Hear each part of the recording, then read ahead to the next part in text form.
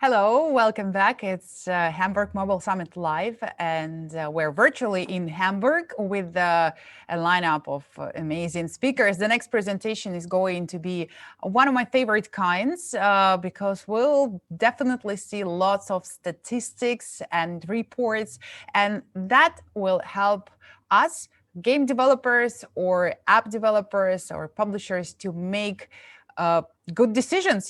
When we know more, that's when we can make the right decisions.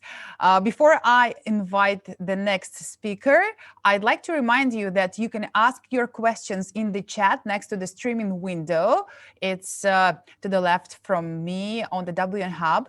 Also, you can schedule meetings with the attendees of the summit or send private messages in the chats. Please use all the opportunities to make your business prosperous. Let's meet our speaker. It's my old friend. It's great to reconnect. Junde Yu from App Annie. Hey, Junde, how are you? I'm very good. Thank you much. Thank you very much, Julia. It's good to have you, like in old good times, and I hope you'll have a great presentation as usual. Thank you. Thank you so much. So, hello everyone. Welcome to the App Annie presentation, and thank you so much for joining us here today. So my name is Junda. I'm the General Manager of Gaming at App Annie. I've been at App Annie for more than 8 years, currently based out of our Singapore office, which is one of our 15 global offices. Throughout my career, I've worked with lots of global game companies across market data, analytics, social, demand, and monetization. So today, I'm excited to share with you some of the most important insights from the world of gaming from the first 3 months of this year. So actually, usually when we at App Annie, we present trends, we show trends from the past 12 months.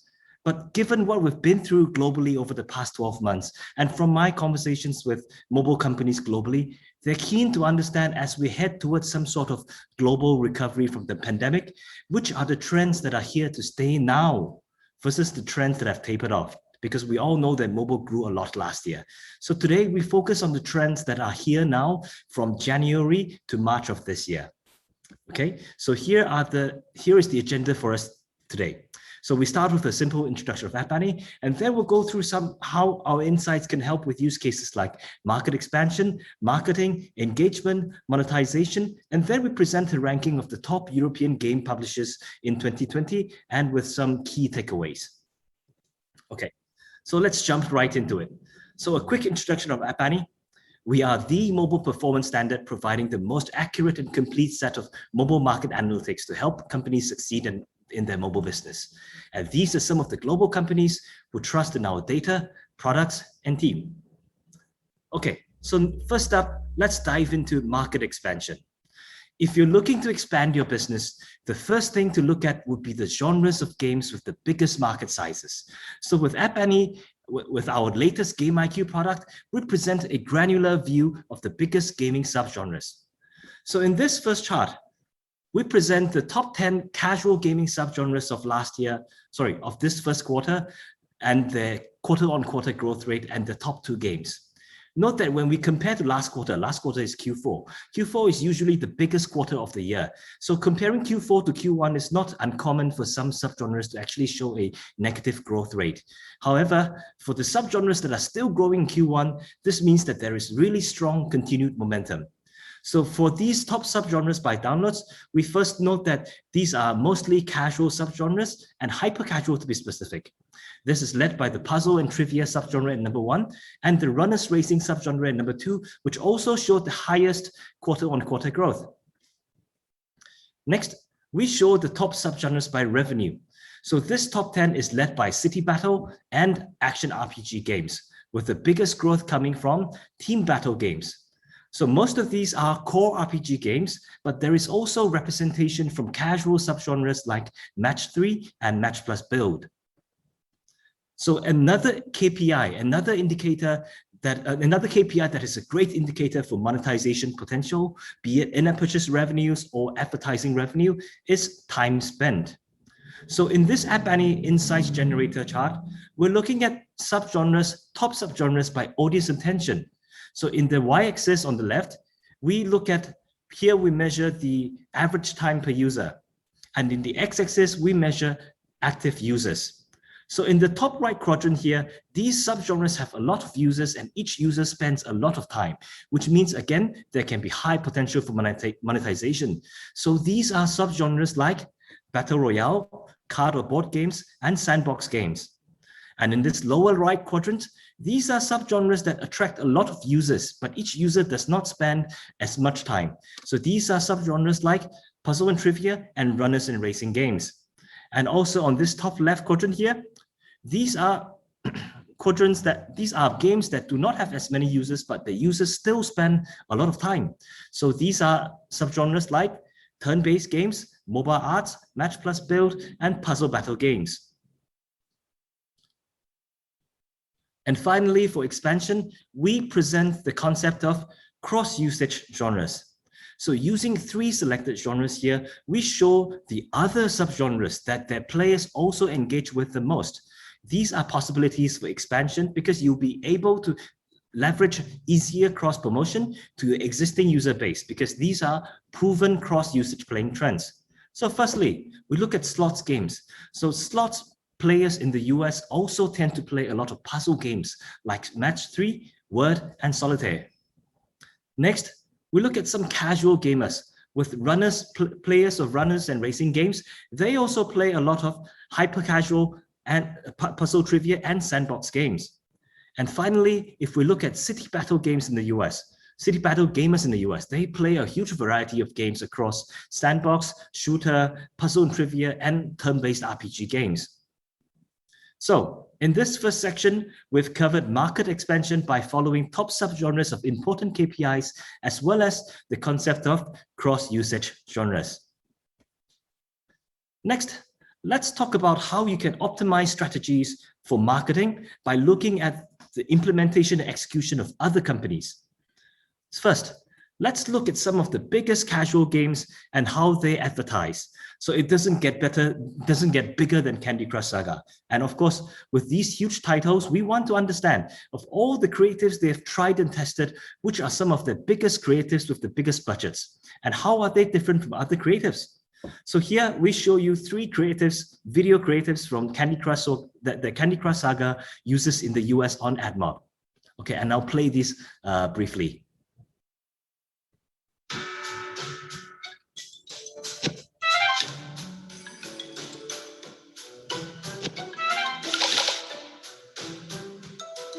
Okay. Where do you play Candy Crush? I'm playing all over the house. Candy Crush Saga is free to download.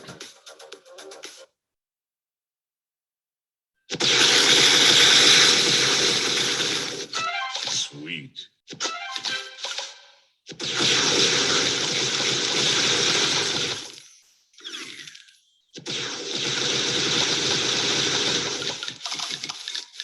Sweet.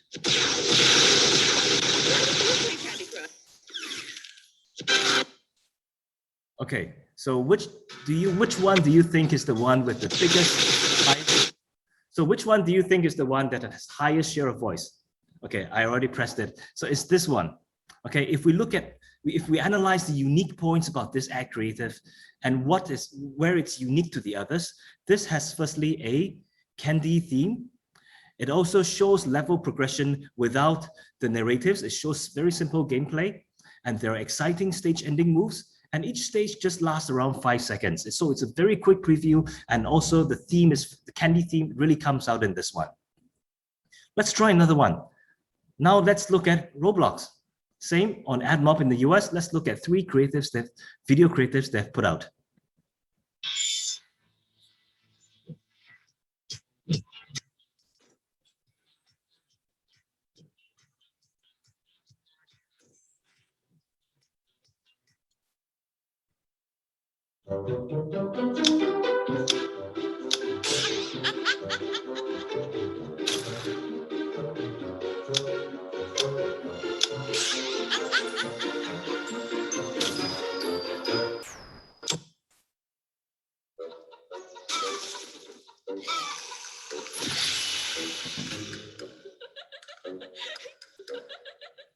Okay, which one do you think it is? Let's look at the answer. It's this one. Oh. Okay, and there's just one simple and prominent difference. This particular ad creative is focused on character customization. So customizability, this is a big theme, especially for a lot of Gen Z players. So finally, for marketing strategies, we'd like to take a look at intellectual property, IPs. How can IPs impact marketing? So as CPIs are impacted by the recent IDFA changes, IPs have recently come up as an attractive alternative to attract organic downloads. So here we present the top IPs in gaming by the global downloads of games with these IPs in them. So here we can see the comeback of some traditional and mature console PC gaming IPs like Sonic, Mario, FIFA, Call of Duty, League of Legends, and more. So next, let's take a look at user engagement after marketing. Okay, user engagement is one of the top indicators of potential success, and this is especially important for casual games which have a shorter lifetime. So let's take a look at the global top casual games by average time per user. So note here that we're not necessarily looking at how big the game is in terms of how many users or how much revenue they have, but how well they engage the individual user. So amongst these top 10 casual games by user time, most of these you can see are puzzle games and some simulation games. Some of these are huge and well-known titles like Roblox, Township, Merge Dragons, Disney, Zumu, and some are relatively not as well-known titles, but nonetheless, they have some gameplay mechanics that are working to really sustain user time. So I definitely encourage everyone to try out some of these games to see what they offer compared to other puzzle games to be able to draw so much user time. Next, let's take a look deeper into what are some of the top in-game mechanics that impact usage stickiness in casual games. And with usage stickiness, we define this as apps with high open rate and high average active days. So in this top right quadrant here, you see that features like social assist, battle pass, guild clans, and chat are really contributing to high usage stickiness in casual games. And on the bottom, or the opposite end on the bottom left, you can see features that's like auto battle, AR, premium cosmetics. These features do not really contribute to high usage stickiness in casual games. So these are probably features you may not need to try. So next, after user engagement comes monetization. So first, let's take a look at some of the top worldwide games by monetization. So this is a quadrant chart of the top games by revenue and active users. Okay, so in this top right quadrant, you will see games that have high revenue and high active users. What are these games? They are Roblox, PUBG, and Candy Crush, and Free Fire. Okay, and as we move to the top left quadrant, these are games that have just as high revenue, but less active users, which also may imply that they have higher ARPU. So these are games like Pokemon Go, Homescapes and Gardenscapes, Coin Master, and this one at the top left is Genshin Impact. Next, since the bulk of monetization is driven from core games, we also take a look at the top features that are driving monetization in core games. So some of these very top features that drive monetization here are consumables, events, multiplayer, leaderboards, and gacha loot boxes. And on the bottom left, these features do not contribute as much to monetization in core games. These are power-ups, augmented reality, lucky spin, and scratch card. So note the difference between some of these features here that may seem similar. Firstly, we have consumables versus power-ups. So consumers is what we define as this is where users need to pay to purchase items which they can consume during gameplay, and these would have a permanent effect on your skills or gameplay. So power-ups are similar, you consume them, but the crucial difference here is that they only have a temporary effect to gameplay, like let's say boosting your coin collection for one day, something like that. Okay. The next set of very similar ones are gacha loot boxes versus lucky spin and scratch card. So the difference being, we define gacha and loot boxes as a mechanic that allows users to win very meaningful premium rewards, compared to soft currency or typical consumables or power-ups. So your typical lucky spins and scratch card, you get regular rewards, but gacha and loot boxes, there's a chance to win very premium stuff. Okay, so that sums up our monetization insights. So we're coming to the end. Next, we present the top European companies of the year of last year. Okay, and here we go. Top European companies by gaming performance of downloads and revenues. So there are a couple of companies here that I like to highlight. Firstly is Stillfront, which has climbed up 3 spots to rank as the fifth biggest European company by games revenue. And they have a very unique strategy of doing a lot of M&A for growth. And the other company I like to highlight here is the only company to figure on both the top downloads chart and the top revenue chart, and they are Playrix. So Playrix has published huge titles like Homescapes, Gardenscapes, Fishdom, Township, which are a lot of hybrid games that combine both casual elements like Match 3 and mid-core elements like building bases, daily quest, and so on. So they've established a very effective funnel of converting casual gamers to mid-core gamers. So in a post-IDFA world, again, games with higher conversion rates and sometimes lower ARPU are also likely to be more scalable. So Playrix is in prime position to continue this growth here. So we've come to the end of the presentation here, and here are some quick key takeaways. So the global games opportunity is huge. It was huge last year and it continues to grow this year. So expand to the most important subgenres of your most important KPI. And it's also important to note which ones are still growing this year. Next, learn from the top games that have the highest per user metrics, because all the top games, we already know which top games are, but there are some games that are not absolutely in the top tier, but on an individual average player basis, they engage them very well. They have very high time per user, they have very good individual retention, and they also sometimes they also have very good ARPU. Okay, these are the games that we can also learn from. And finally, we can also learn from the best gameplay and monetization features that impact user time, retention, monetization, so that you can decide what you should build into your games. Thank you. So that's all for our presentation today. Thank you for joining us, and thank you so much for your support of App Annie over the years. Thank you very much, Junde, and thank you for those slides with the ads. It's always fun to try to guess which one is better. We almost never guess. And did you get them right? Not really, no. At least the first one I was wrong, the second one I was better, but still, I mean, you should never trust yourself in this, right? It's better to... Maybe you're not the target audience for Candy Crush. Well, actually, I am. You are? Oh. Yeah, I am. It's a match-3 game. I mean, female, not super young female. It's the best one. But Candy Crush is not my favorite, to be honest. I prefer Playrix's games much more. Good to know. June, the question for you about hyper-casual games. I think now only a lazy person does not make a hyper-casual games. It's a big trend. What do you think? Is there still place on the market for new hyper-casual game developers? I definitely think there are, because there's lots of hyper-casual games. They come up with, these developers, they come up with all kinds of ideas.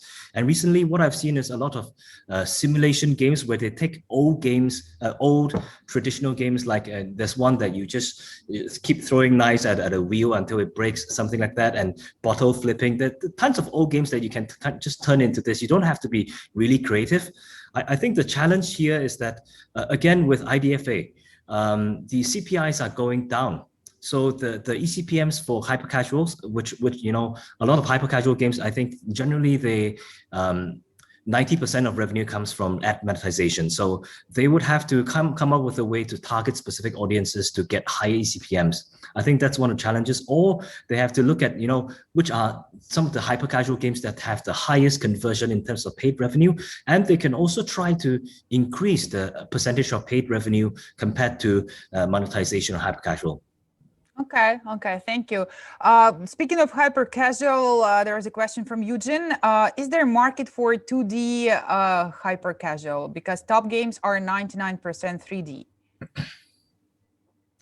I would have to look at the stats because I don't have it in front of me, but I think there are. I mean, yeah, I think because you look at some of the earliest hyper casual games, most of these are 2D, like Flappy Bird and so on. Yeah, I don't think.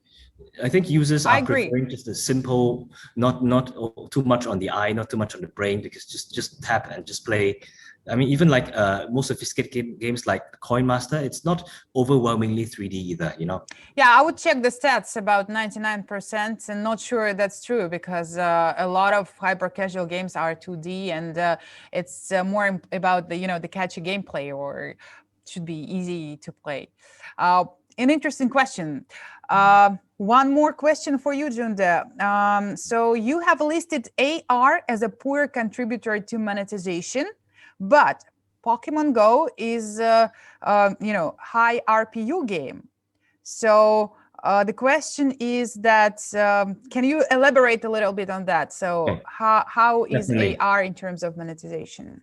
So I played Pokemon Go in the early days. I haven't played it later since. Okay, I actually don't know if AR is still is like a nice feature inside the game, or it's just a decorative thing, or does it really have utility? I don't actually know if people still use it.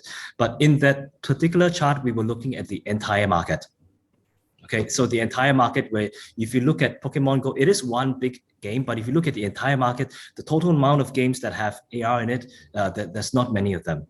And if I recall, I think there was one game from racing, CSR Racing. Okay, I think they also implemented AR, but I don't recall it being a huge factor that contributed to monetization, or I don't recall it being people actually using it a lot there. So I think it is an interesting technology. It's just not taken off on a huge scale yet at the market level. Yeah, well noted. Pokemon Go is more an exception, I guess, because other AR games are not so popular. When it launched like a few years ago, we all thought this is the beginning of AR. We'll get so many more location-based AR games, but hasn't happened yet. Yeah, I don't know. I'm too lazy, to use all the AR technology because whenever I have a chance with a phone, it's either on the commute, for example, right? Or you're sitting in line somewhere, like you can play, and hyper casual games in this sense are amazing. I mean, if they're not too sticky, because sometimes that happens too. Yeah. All right, Junda, thank you very much. It was very interesting talking to you and a great presentation. Well, always a pleasure to have a Penny speaking with all the stats that you guys provide. So have a nice day, and we'll see you next time. Thank you, and see you, Yulia. Bye-bye. Bye-bye.